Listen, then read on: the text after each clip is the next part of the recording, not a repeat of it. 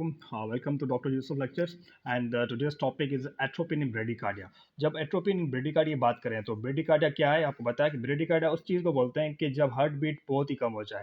Like ये जो heart beat हम अगर बोले हैं कि बहुत ही कम हो जाए, like 50 beats per minute, 50 beats per minute means ये बहुत ज़्यादा कम हो गई हमारी हार्ट बीट. अगर हमारी हार्ट बीट बहुत ज़्यादा कम हो रही है तो इस कंडीशन के अंदर एट्रोपिन क्या करती है. Basically just consider this is a heart, this is the heart and the heart contain M2 receptors, M2 receptors and that M2 receptor is a inhibitory receptors. Means इसका अगर मैकेनिज्म की बात करें, this is a inhibitory means अगर इसको हम stimulate करेंगे तो ये ज़्यादा ब्रेडिकार्डिया करवाएगी. क्या करेगी? ये ज़्यादा ब्रेडिकार्डिया करवाएगी.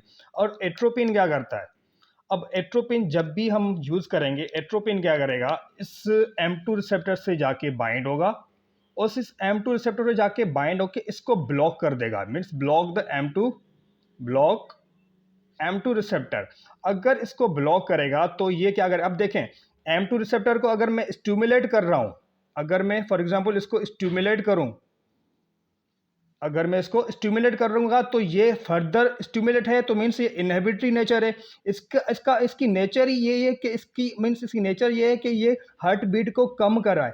मीन्स अगर स्टिमुलेट करूंगा तो ये इनहिबिटरी नेचर है, तो इसको जैसे ही स्टिमुलेट करूंगा ये ज़्यादा हार्ट बीट कम करवाएगा. मीन्स ये ज़्यादा ब्रेडी कार्डिया करवाएगा. पेशेंट का ऑलरेडी 50 बीट्स पर मिनट के अंदर हार्ट रेट चल रहा है, तो अगर हम स्टिमुलेट करेंगे तो ये नेचर ही इसकी इनहिबिटरी है. जैसे ही इसको स्टिमुलेट करेंगे तो ये फर्दर ब्रेडिकार्डिया करवाएगा. तो ये हमारा मीन्स हमें स्टिमुलेट नहीं करना. तो एट्रोपिन क्या करती है, जब एट्रोपिन किसी भी पेशेंट को हम देते हैं तो ये M2 रिसेप्टर को जाके ब्लॉक करेगा. अब जैसे ही M2 रिसेप्टर को जाके ब्लॉक करेगा, अब देखो जब ये स्टिमुलेट कर रहे थे तो ब्रेडिकार्डिया करवा रहा था क्योंकि इनहिबिटरी नेचर का था.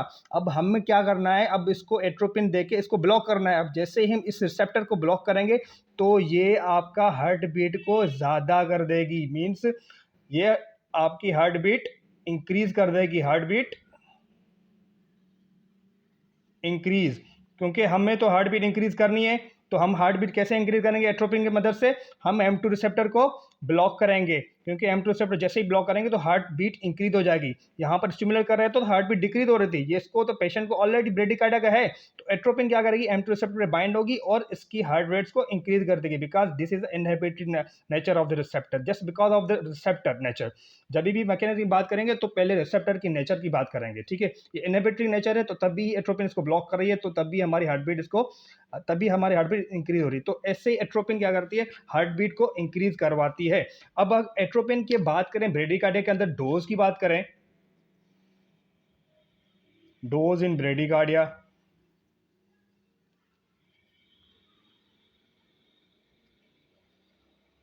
तो अब इसकी डोज की ये बात करें, हम 1 to 2 मिलीग्राम देते हैं स्टार्ट में, maximum 3 milligram, maximum 3 milligram IV. हम इससे ज़्यादा नहीं दे. मीन्स अगर मैक्सिमम की डोज की बात करूं तो 3 मिलीग्राम से ज़्यादा हम डोज ब्रेडिकार्डिया के अंदर नहीं दे सकते.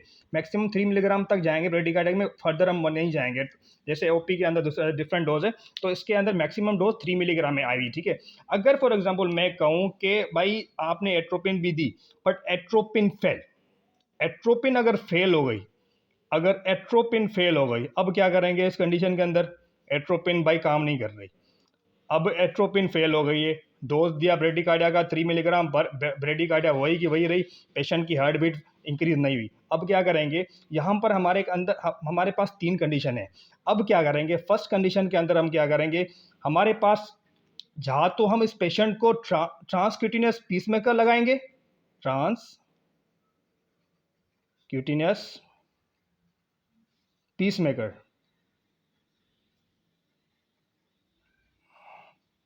अगर ये भी हमारे पास मौजूद नहीं है ट्रांसक्यूटिनियस पीसमेकर, तो हम क्या करेंगे, लाजमी बात है हर हॉस्पिटल के अंदर ट्रांसक्यूटिनियस पीसमेकर मौजूद नहीं होता. तो अब दूसरी कंडीशन के अंदर क्या करेंगे, अगर ये भी हमारे पास मौजूद नहीं है तो यहाँ पर आएंगे, सेकंड ऑप्शन हमारे पास क्या है, डोपामाइन देंगे. क्या देंगे, डोपामाइन देंगे.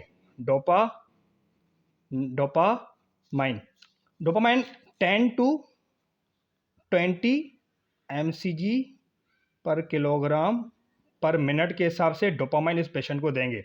अगर बोल रहे हैं भाई डोपामाइन भी हमारे पास मौजूद नहीं है, डोपामाइन भी काम नहीं कर रहा, मौजूद नहीं है हमारे पास, तो आखिरी कंडीशन है, आखिरी एक ड्रग है जो कि हम इसके अंदर यूज़ करेंगे, जो कि ब्रेडिकार्डिया के अंदर यूज़ करते हैं। जब डोपामाइन मीन्स ट्रांसक्यूटिनस पेसमेकर भी ना हो, तब भी हम क्या करेंगे, डोपामाइन यूज़ करेंगे। अगर डोपामाइन भी ना हो तो हम लास्ट में एपिनेफ्रीन को यूज़ करेंगे, एपिनेफ्रीन।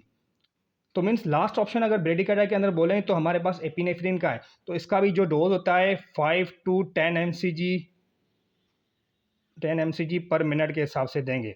तो ये पूरी की पूरी ये डोजिंग है कि कैसे एट्रोपिन को चलाना है। अगर एट्रोपिन फेल हो जाती है तो ट्रांसक्यूटिनस पेसमेकर, अगर ये भी नहीं है तो डोपामाइन देंगे, डोपामाइन भी नहीं है तो एपिनेफ्रिन देंगे। So this is all about today.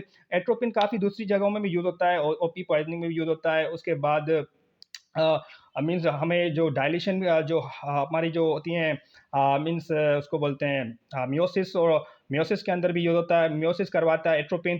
क्योंकि समटाइम एक पेशेंट जो पॉइजनिंग आता है उसकी उसकी आंखें बहुत ज़्यादा मीन्स बहुत ज़्यादा वेसो कॉन्स्ट्रक्शन हो जाती है, उस आँखी डायल जो पिपल की साइज होती है वो कॉन्स्ट्रक्ट हो जाती है। तो एट्रोपिन जो है डायलेशन के लिए भी काम आती है, जो कि इसकी जो आँख की साइज़ को बढ़ाने के लिए काम आती है।